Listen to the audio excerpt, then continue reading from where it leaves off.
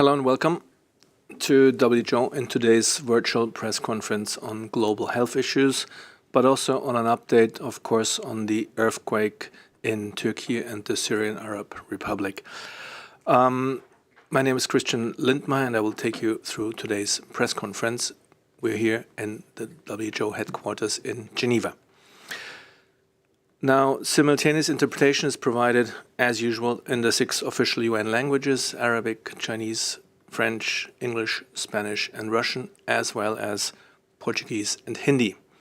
Now to the quite large panel. Here in the room with me are Dr. Tedros Adhanom Ghebreyesus, WHO Director General, Dr. Mike Ryan, Executive Director for WHO's Health Emergencies Program, Dr. Bruce Aylward, he's Senior Advisor to the Director General and the lead on ACT Accelerator. Then we have Dr. Sylvie Briand, Director for the Epidemic and Pandemic Preparedness.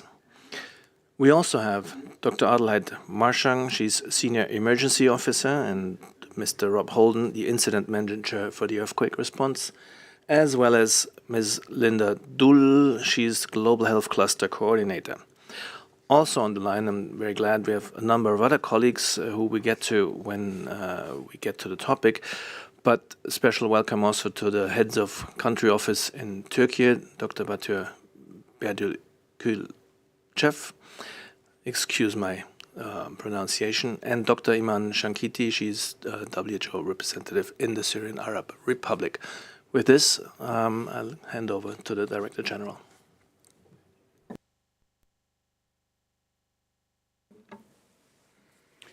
Thank you, Christian. Good morning, good afternoon, and good evening. I want to start by expressing my deepest condolences to those affected by the earthquakes that hit Turkey and the Syrian Arab Republic in the early hours of Monday morning. So far, almost 8,000 people have died. Many thousands are injured, and we know these numbers will climb. With the weather conditions and ongoing aftershocks, we're in a race against time to save lives. People need shelter, food, clean water, and medical care for injuries resulting from the earthquake, but also for other health needs. WHO has released $3 million from the contingency fund for emergencies for the response in both countries. WHO is providing medical supplies, supporting both countries to respond, and working with partners to provide specialized medical care. One flight is currently on the way to Istanbul, carrying medical supplies and surgical trauma kits from our logistics hub in Dubai in the United Arab Emirates. Another flight to Damascus is almost ready for departure, and a third flight to Damascus is being planned. We're also sending a high-level delegation to coordinate our response. In addition, 30 national and 13 international emergency medical teams are deploying to both countries. Emergency medical teams are made up of health professionals from around the world who are trained to provide life-saving care in emergency situations. Today, we're joined by WHO representatives from both countries to tell us more about the situation on the ground and the needs they're facing. First, to our WHO representative in the Syrian Arab Republic, Dr. Iman Shankiti. Dr. Shankiti, you have the floor. Thank you, DG. Good afternoon to all of you. As Dr. Tedros has mentioned, the country has been 7.8 earthquake on the Monday, and it is really important to note that numbers of people affected, whether it's deaths or injuries, are rising as per the hour. So right now, 2 hours, and after having very harsh weather conditions, the possibility of finding live casualties is diminishing, and more deaths are being reported. So as far as the last report from the Ministry of Health, we have more than 2,054 injuries and 1,250 deaths. And this is from 4 governorates, Aleppo, Latakia, Hama, and rural Idlib. We continue to be very concerned about areas which are inaccessible because of the earthquake, which has destroyed some of the areas which are used for transportation. Definitely the health needs are tremendous. I mean, it's important to note that the health system has suffered for the last 12 years and continue to suffer and continue to be strained by the ongoing emergencies. And the last one is this earthquake. There's a lot of efforts ongoing, whether it's from community, national community, or civil societies for search and rescue. And definitely patients continue to arrive to hospitals. We are still assessing hospitals and access to services, and we are notified of several hospitals that have structural issues that entail to have patients in it and might not be used, might not be accessible in the near future. So WHO currently is focusing on areas like trauma care and life-saving interventions. And of course, ensuring continuity of care and essential health services, specifically focusing on areas that are affected by the ongoing disaster. So WHO has provided during the last 24-48 hours, and this is using the stocks that we have in Aleppo and in Latakia, and stocks we have in Damascus. We have provided already medical supplies and treatment that we have for 300 trauma cases and more than 100,000 treatments for patients arriving to hospitals. And also focusing on water, because what we are concerned about is the water quality at this stage. Water disinfection tablets have also been dispatched and distributed. More than 500,000 tablets have been dispatched and distributed in Aleppo, Homs, Hama, Tartus, and Latakia. We are receiving 2 cargoes, as DG said. Is arriving. It was supposed to arrive tonight, but due to a technical problem, it will arrive tomorrow. And there's another one that will arrive a day following. And it's really focusing on trauma kits and trauma care. And it should be able to cater for more than 10,000 cases in facilities. I would like to focus on the immediate needs and priorities now, because what's important is to focus on a holistic approach. And of course, search and rescue is one of the major components, but of course, access to shelter, to food, to water is going to be key. And of course, access to health services or continuity of care. Definitely the replenishment. Unfortunately, the choppy sound is making it very difficult for interpreters to interpret.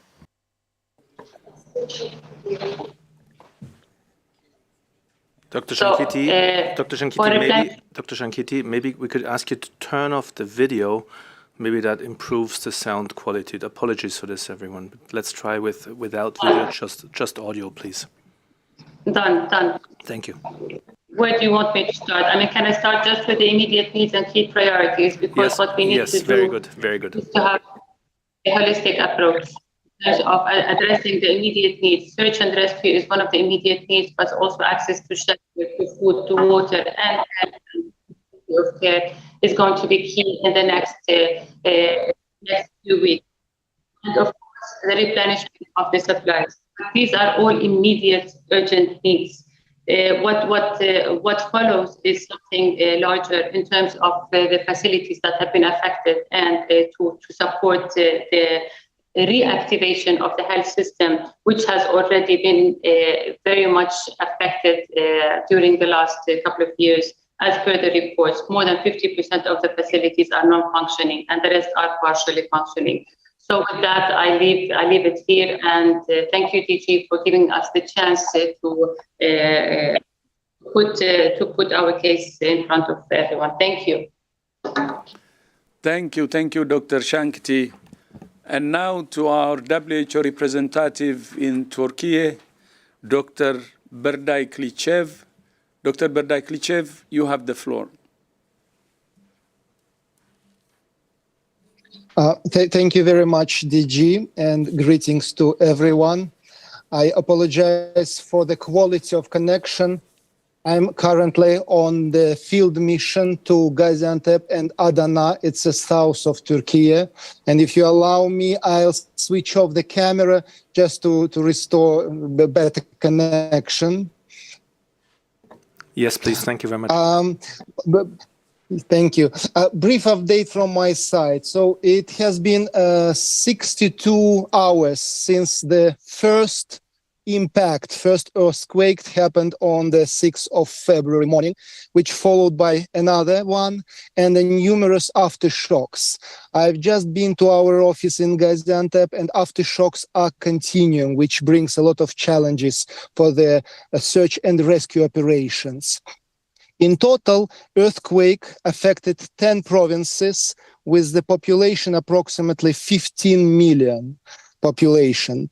Government immediately announced level 4 disaster, which triggers international assistance. And yesterday, the state of emergency was declared in the affected provinces. Unfortunately, the number of death and injured people continue to grow. And as of now, we have more than 9,000 deaths and more than 53,000 injured people.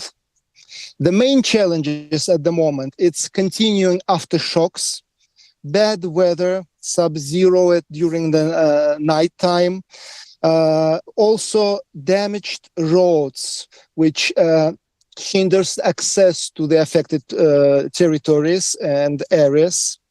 Also, the challenges for search and rescue due to the magnitude of the event and number of affected cities and provinces. Also, trauma care and mental health and psychological support. As I also already mentioned, government launched massive response, deploying more than 92,000 personnel, and we are closely coordinating with the authorities our assistance. As of now, we are expecting landing of a charter flight with trauma kits arriving to Turkey today for further distribution of those kits to the affected population in Turkey, but also in northwest Syria. We also have WHO mission arriving today and tomorrow to Adana and Gaziantep to coordinate the work of EMT coordination cell, which has been established by the Ministry of Health in Adana. Another update that the road to the northwest Syria has been restored through one of the cross-border points, which would facilitate transmission of kits and supplies we have in our hub warehouse in Mersin. In general, we are on a standby and coordinating all activities with the national authorities and also guided by the response from their side. This is briefly it from my side. Thank you very much for your attention. Thank you, Dr. Berdayklichev. Thank you so much. And as Dr. Shankiti said, the situation in the Syrian Arab Republic is compounded by years of conflict and outbreaks of measles and cholera, which were already posing a huge challenge to the fragile health system. Since late August, about 85,000 cholera cases have been reported from the Syrian Arab Republic. But it's just one of 30 countries that reported cholera outbreaks last year. Around the world, we estimate that more people died from cholera last year than in the previous 5 years put together. Currently, 23 countries are experiencing cholera outbreaks, and a further 20 countries that share land borders with affected countries are at risk. In total, more than 1 billion people around the world are directly at risk of cholera. Cholera spreads through contaminated water. So clean water is needed urgently wherever there is an acute outbreak to prevent transmission.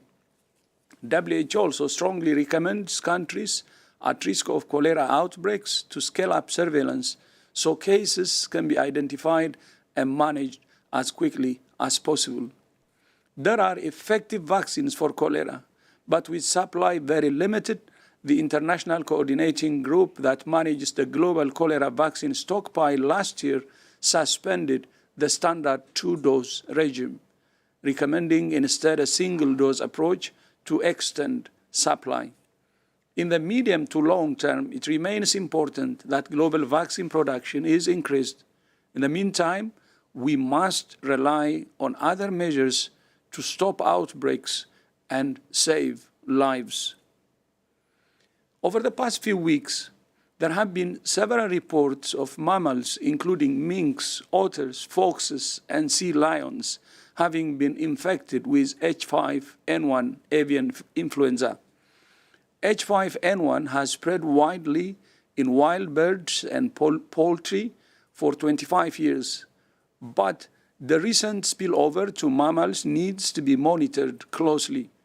For the moment, WHO assesses the risk to humans as low.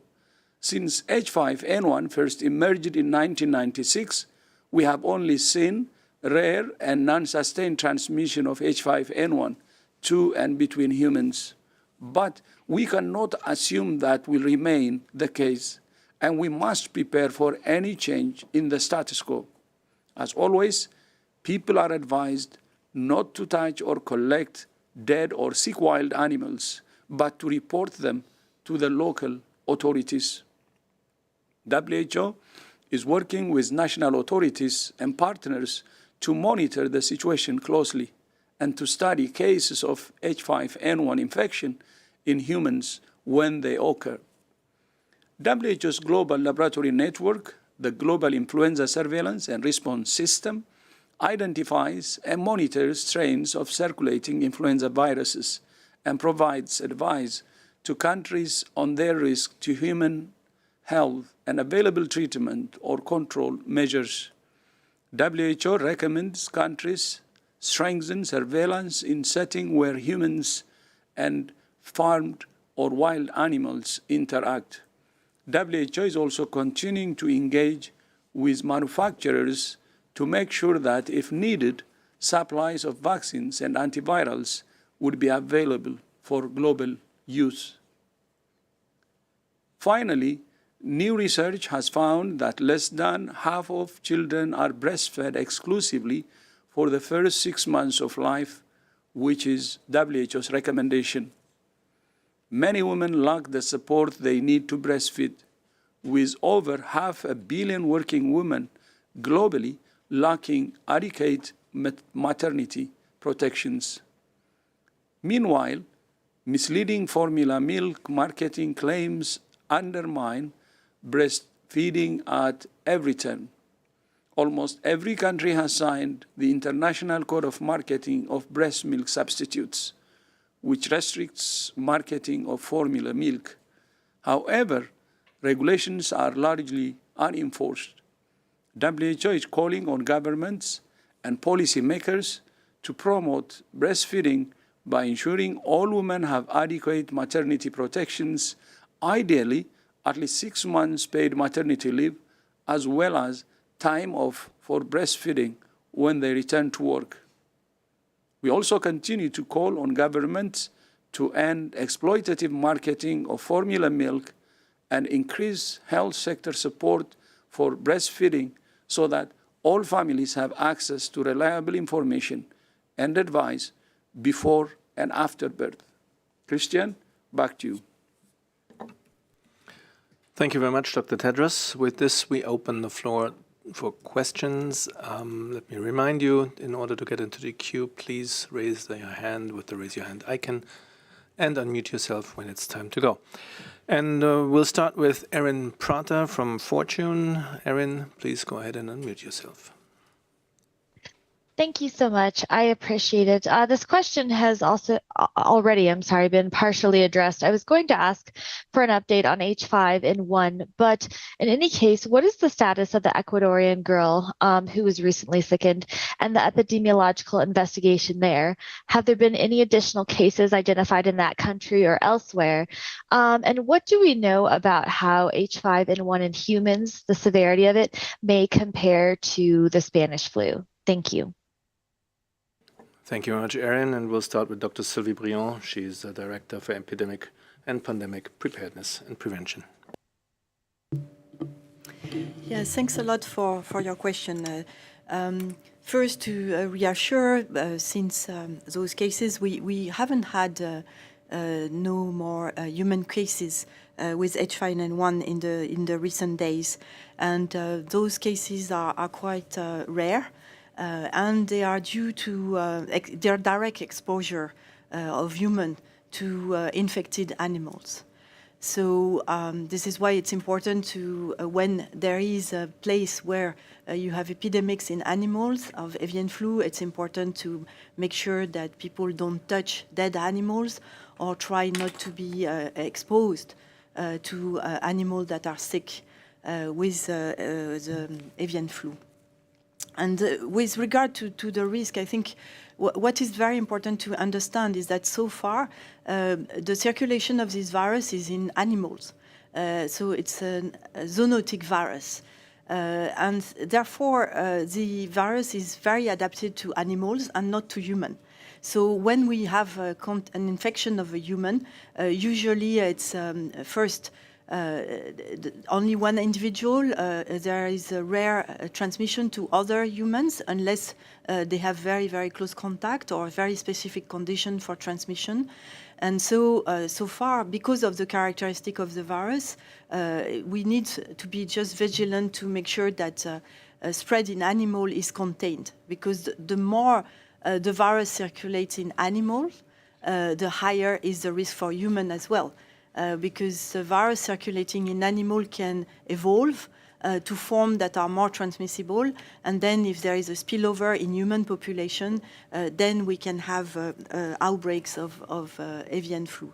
So I think it's very important so far to really understand where is the virus in animal, and that's why collaboration with animal health agencies like FAO and HOA are really important because they monitor the virus spread in animals and monitor also the geographic distribution of this virus in wild animals, but also in domestic animals, so that we can control the spread and prevent spillover to human.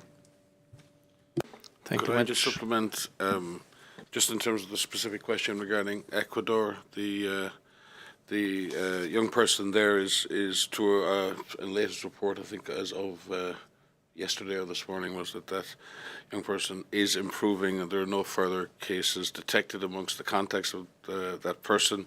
So far, this is considered to be a sporadic case with direct exposure to the virus in poultry, which is reflecting that pattern of spread. But as Sylvie said, the geographic extension of the problem amongst avian species, the shift of those viruses into small mammal species who can process that virus quickly and the virus can evolve, and then the association with humans, either in an occupational or a backyard environment, always creates the chance that this virus can evolve. I think we'd like to thank our partners around the world in the Global Influenza Surveillance and Response System, those people who work tirelessly in labs all over the world, every day, every night, sharing specimens, analysing the genomics, looking at the antigenic characteristics of these viruses, and developing candidate vaccines from time to time to make sure that our vaccine defence is up to scratch with the circulating viruses. So there's a lot of work that goes on in the background, as Sylvie said. People should not be alarmed. In this case, I think public health authorities are doing all what they should be doing to carry out surveillance. There are issues that we need to address at the animal-human interface and biosecurity on the animal side of the equation, and that's why we need and are working much more closely with our colleagues in FAO and OIE to ensure that we manage protecting humans isn't only about managing viruses in humans, it's about managing viruses in the animal kingdom, and especially at that animal-human interface, where animals and humans come together. And it can be managed, and the risks can be reduced, and it takes a lot of investment at community level. We sometimes think our solutions lie in technology, and they do, and maybe in innovation, and maybe in developing vaccines, and maybe in doing all of these things. And yes, we need to do that. But the front line of pandemic prevention is in our communities. That's where the risks are reduced. And if communities have the opportunity and the education and the investment and the knowledge they can be the true partners in pandemic preparedness. So it's really important as we look to these threats that we don't just always automatically knee-jerk ourselves into having technological solutions. We need those, but what we need is actually frontline community preparedness, participatory surveillance, and investments in our community's resilience so they can detect and report these incidents, and we in public health can support the risk reduction process. Thank you very much, both. Next question goes to Belisa Godinho from W Magazine. Belisa, please go ahead.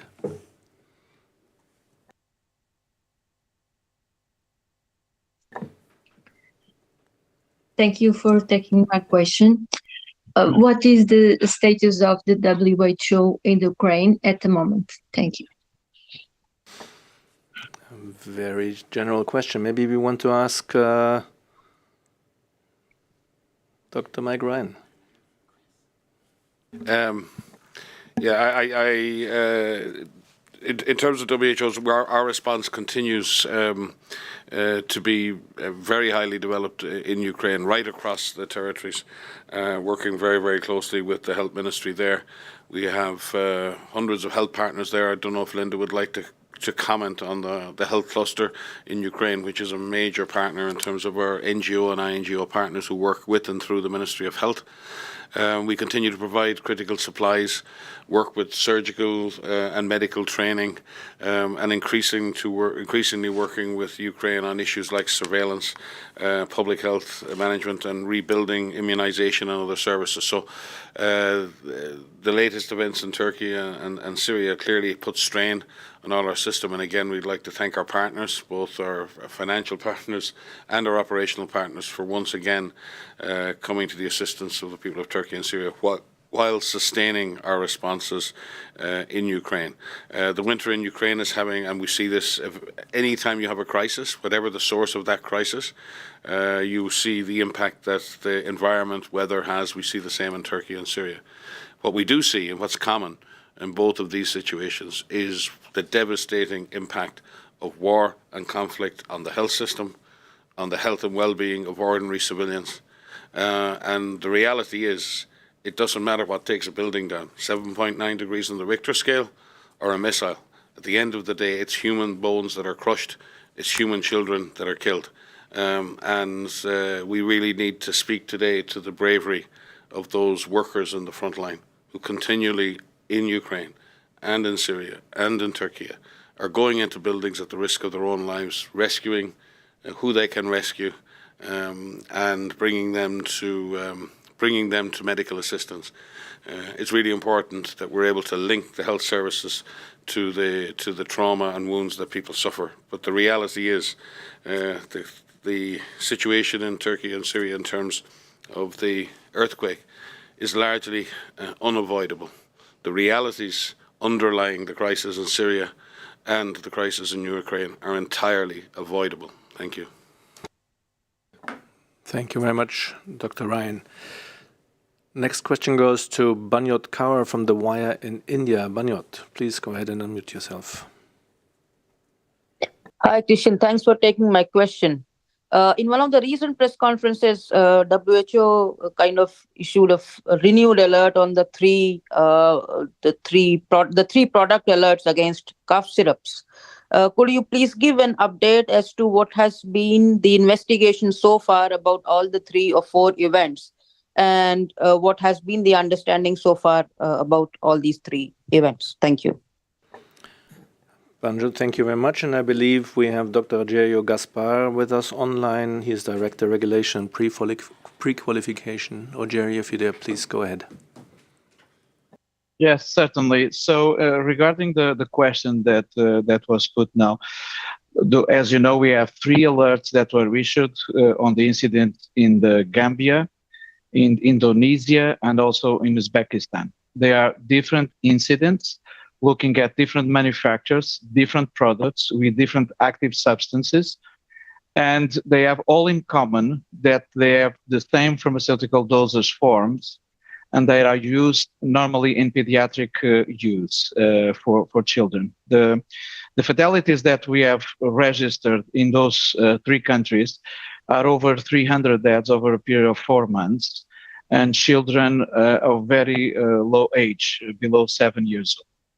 So the issue was already addressed several times, and there was a declaration also from the DG in name of WHO that was published some time ago. And our identification of the problem is very clear right now. We have issued a recommendation for member states, for national regulatory agencies, for manufacturers, for healthcare providers, that was already published. I'm not going to repeat all of it, but our main concern right now is about the supply chain of excipients for those pharmaceutical dosage forms. This is our main concern, and this is why we issued an alert, a global alert, because as you know, excipients are not as regulated as pharmaceutical products.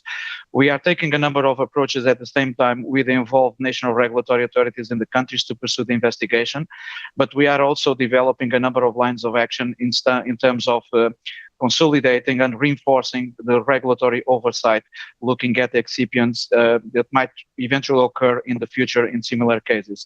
So probably for now, this is everything I would like to report at this moment in time. If any other detail, I could answer directly. Thank you. Thank you very much, Dr. Gaspar. Let me remind journalists to have their hand up, but we can't read your names, or you haven't even put the outlet. Please rename yourself in the system. This way we can possibly take your question. We cannot if we cannot identify yourself, because we see 2 or 3 who have their hands up, but again, we can't identify you. Next question goes to John Saracostas from The Lancet. John, please go ahead. Yes, good afternoon. I would like to get your comments on this Sunday, 12th of February, will be the first International Day for the Prevention of Violent Extremism. And I'd be interested on what WHO is doing in terms of integrating mental health and psychosocial support in countries affected by violent extremism, and especially to rehabilitate people that have been through traumatic experiences. Thank you. Thank you very much, John. And we go to Dr. Ryan. Yes, John, and certainly between 1 in 4 and 1 in 5 people living in conflict or violent situations experience significant mental and psychological disturbance, many of which lead to psychiatric conditions. Not only that, people with existing mental health conditions are often the least served when it comes to those health services disappearing during conflict. So there's a two-way process here. WHO has worked very, very hard with our partners in the UN system and in the broader NGO community on a minimum service package for mental health and psychosocial support in emergency countries. That is becoming now a standard practice that right across the UN system in terms of health emergency appeals, in terms of humanitarian implementation plans, the mental health and psychosocial support are becoming part of that core package. In fact, we've been working with our partners to make that a required part of a package in order to seek humanitarian funding, especially from funds like the Centre Emergency Relief Fund. So yes, John, it's a huge issue. Thank you for raising it, and for the hundreds of millions of people around the world who live in conflict. It is not only their physical health that's at risk; their mental health is at risk too.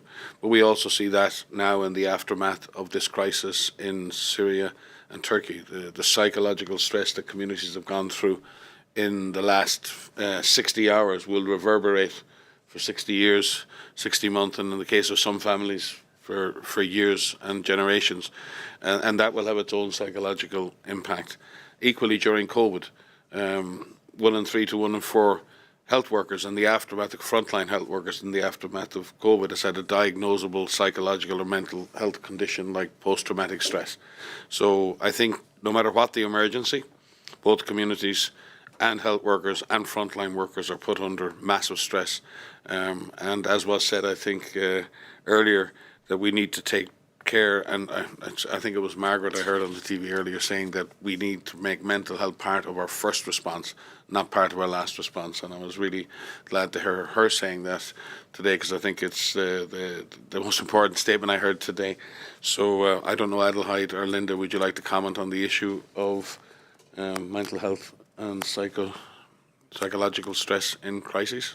Bruce? Thanks, Mike. And John, thanks for the important question. One thing I just highlight further to the points that Mike made is that WHO has a long history in this area now, and in fact published the psychological first aid guide for working in such areas back in 2011, and has continued to build on that work. And even some of the work predates that. So I just wanted to reemphasize there are some very effective, very simple tools that can be applied in any environment to address some of the challenges that you highlighted in your important question. Thanks. Thank you very much, both. Now it looks like we don't have hands up of those we could identify, so let's use the opportunity that we have our special guests and also hear a strong panel of colleagues working on the earthquake emergency right now in Turkey and the Syrian Arab Republic. So let me start with Dr. Adelheid Marchang, maybe to say a few words on an overall evaluation of the situation in those two areas. Thank you, Christian. And as you have all seen, we have had the frontline responders on the ground from the first hour. WHO has had a long-standing presence in both countries that have now been severely affected by the earthquake, and therefore the ability to scale up the response as per the needs is swift and agile, despite some very, very clear challenges and constraints. So we are scaling up the response to meet the additional requirements in addition to the long-standing humanitarian needs that we have seen in the region, and have at the same time a clear concern that besides the immediate health effects that we have that we are seeing and that we have heard of today and yesterday and throughout since Monday, that there is a secondary health crisis emerging in the aftermath, as underlying health risks will likely be exacerbated. I'm speaking about, and especially in the case of Syria, diarrheal diseases, including cholera, respiratory illnesses, leishmaniasis, physical and mental trauma, and disability, secondary wound infection, etc., and the worsening of chronic conditions, non-communicable diseases, due to the disruptions of continuity of care and the capacity to treat ongoing regular health issues. And as I've seen myself, these capacities have been gravely affected due to the long-standing, pre-existing complex crisis. Thank you very much. And we can move to Mr. Rob Holden, Incident Manager for the Earthquake Response. And maybe if we have a moment also to focus on the logistical challenges we're facing right now. Christian, thank you. Just to build on the point that Adelheid made, and obviously the DG made in his opening comments, both our WRs have quite rightly said we've got an immediate focus here of life-saving, but at the same time we've got an imperative to make sure that those that have survived the initial disaster continue to survive going forward, and we can't reinforce that point enough. We have got a large unfolding, a huge-scale disaster unfolding on us with large geographical spread. We've got a lot of people who have survived now out in the open in worsening and horrific conditions. We've got major disruption to basic water supplies. We've got major disruption to fuel, electricity supplies, communication supplies, the basics of life. We are in real danger of seeing a secondary disaster which may cause harm to more people than the initial disaster if we don't move with the same pace and intensity as we are doing on the search and rescue side. We've got to ensure that people have the basic elements to survive this next period. We need to get services up and running again. We need to make sure that people can get immediate access to those services over a large geographical area. This is no easy task by any stretch of the imagination. You've heard what the government in each of these countries is doing. The scale of the operation is massive. I mean, this would outstrip any country and any government in the world. But what we're seeing on the ground, even though it is still a confused picture, is a sense of purpose and a sense of focus. And that focus isn't just about search and rescue. That focus is about ensuring people continue to survive and have what they need to be able to do so. Thank you very much, both. With this, I think we're coming close to the end. Hang on, we have Erin Prater with a follow-up question, if we're in the mood. Yes, we are in the mood. Erin, please go ahead. Thank you so much. I just wanted to loop back on the final part of my question. Obviously, avian flu has avian origins. The Spanish flu, I've read, was also thought to have avian origins, and both viruses contain genes that allow them to replicate efficiently in human bronchial cells, according to the Population Reference Bureau. So I've also read that H5N1 can lead to inflammation or lung cells becoming intensely inflamed. So and a similar effect was noted in Spanish flu victims. So again, can you compare H5N1 in humans to Spanish flu, and again, kind of elaborate on what threat that H5N1 might pose to humans if there were to be a crossover and sustained transmission among humans? Thank you. Thank you very much, Erin, and a really good follow-up. So we go to Dr. Briand, please. Thank you. Yes, sorry, and I didn't address the end of your question. So I think currently H5N1 is a zoonotic virus, which means that it's adapted to the animal population, especially birds. And birds have a different type of metabolism than human. So it circulates very well in birds. And now we see that it can also circulate in mammals, small mammals. So it means that the virus starts to be adapted to different species. But not yet adapted to human species. And this is why currently the transmission from animals to human is rare. And when it infects human, further transmission between human is not easy because the virus is not well adapted to the human population. So as a zoonotic virus, what we see usually with no zoonotic virus is very high mortality in infected people because the virus is not well adapted. So when it enters the lungs, it does a lot of damage.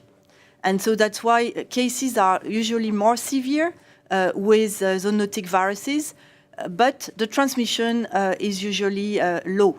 And this is what we have seen with H5N1 viruses so far, not sustained transmission in human, but when humans are affected, they are more likely to have a severe disease. And so when we look at the case fatality ratio due to zoonotic influenza, of course, we are scared because it's quite high. It's between 30 to 50% case fatality ratio. But again, those viruses are not very transmissible. For the Spanish flu, it's slightly different. Of course, it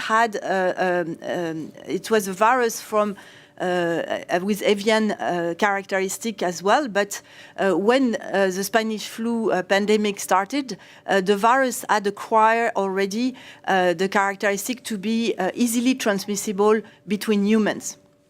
And so the transmission was high, and then a huge number of cases. And in 1918, it was during the First World War, so there was a very specific condition to facilitate the transmission of the virus, and then also a very specific condition that increased the seriousness of the disease because people were in war, not very well nourished, high density of military in the trenches, etc. So the conditions were really conducive for high mortality due to this virus. Although the case fatality ratio at that time was variable depending on the circumstances, but not more than 4%. But because there were so many cases, the crude number of deaths was very high at that time. And also it's worth to highlight that in 1918, during this pandemic, we didn't have antibiotics. we didn't have a lot of we didn't have antivirals either. We didn't have vaccines, and we didn't have any of the tools that we have now to control influenza outbreaks. So we are much better placed, of course, now than 1 century ago, but still avian flu and are worried for human population, and that's why we need to be very vigilant with the circulation of avian H5N1 in birds and now the infection in small mammals, because we need to be ready to face outbreaks in human and be ready also to control them as soon as possible so that the virus doesn't spread any further. And if I could just add, I mean, the virus that we have in seasonal flu, one of the viruses circulating still is the pandemic strain from 2009. So our history of pandemics is that we have a massive pandemic. It occurs in waves. The waves get smaller. Eventually, we get some respite for maybe a couple of years, but still low levels of disease. And then we get a new pandemic strain. So the virus drifts for years, and then there's a shift. And it's to use that terrible analogy, it's like an earthquake. The virus shifts significantly. And then it's a real lottery at that point, because if the virus adapts quickly, then it can start a pandemic. But most of the viruses are dead ends. And the more opportunities we give the virus, the more chance that one of those won't be a dead end, that one of those viruses will have the attributes that allow it to transmit further. So the less opportunity we give the virus to transmit to mammals from birds, the less opportunity we give to the virus to transmit from small mammals and birds to humans, the less chance the virus has of developing those characteristics. Viruses adapt to the host they're in. If we don't become a host for the virus, then our risk is much lower. It is risky at the moment that small mammals, and again, the biosecurity of farming and trade in live small animals has to be very carefully thought out. We've done a lot of work globally on food safety and hazard analysis and controlling the critical points in the food chain. I think we're still well behind on some of the biosecurity issues around the small animal side of things. These small mammals, they may not look like us, but they are very like us when it comes to their basic physiology. That's why you see very often drugs are tested on animals. Why? Because those animals represent a similar physiology to ours. In the same way, nature does the same thing. Nature has its own pharmaceutical platform in which it can test all kinds of combinations. That is the way of the world. It is not a bad thing. It is nature, it is ecology, it is evolution. Our job is to stay one step ahead, be smarter. And that's why, again, we have 154 labs all around the world in the Global Influenza Surveillance and Response Network in countries, funded by countries, who share data 24 hours a day, collect samples, test those samples, do genetic sequencing, compare those samples, if needed, develop candidate vaccines. That's what we need. Not to be scared of the viruses. They're out there. They will always be there.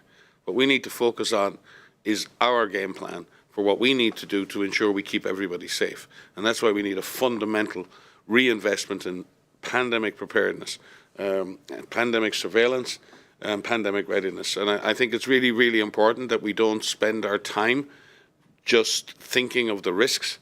What we need to do is act upon those risks, because they can be significantly reduced in terms of the chances of a pandemic occur and also in terms of its impact. Thank you both very much for this really free class. We are close to the end, but I want to ask our heads of country offices in the affected regions if they want to say any final words before I give back to the Director General. So do we have anybody out there still listening, either Dr. Shankiti in the Syrian Arab Republic or Dr. Bediklichev in Turkey, who could come online? Thank you, Christian. Thank you. Actually, I wanted just to highlight a few things which was also mentioned by Mike, and that's the mental health and the psychosocial.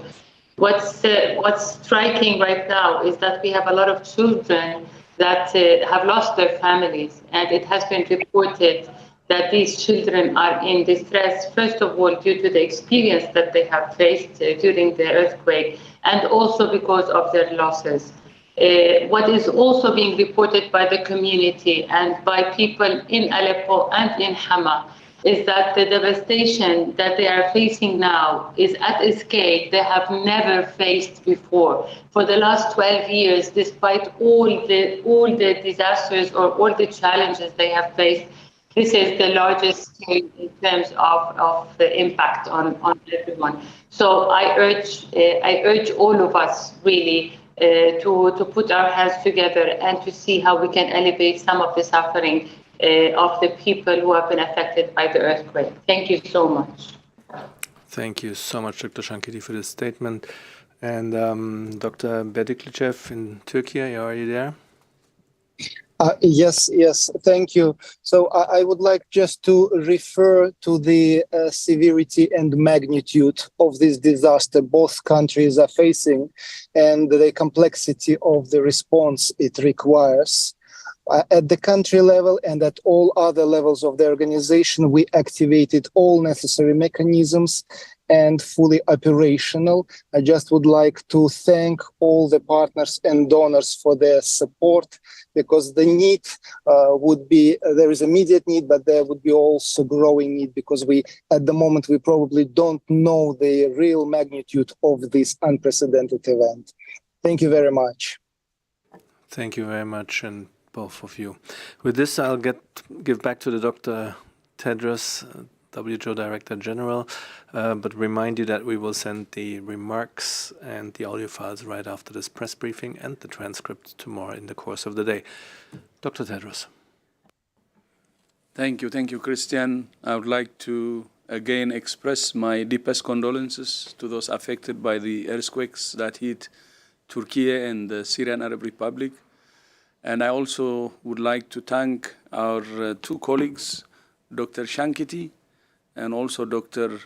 Bediklichev, for joining us, and also for your hard work. You're not alone. We will continue to support you, but thank you so much for all that you're doing.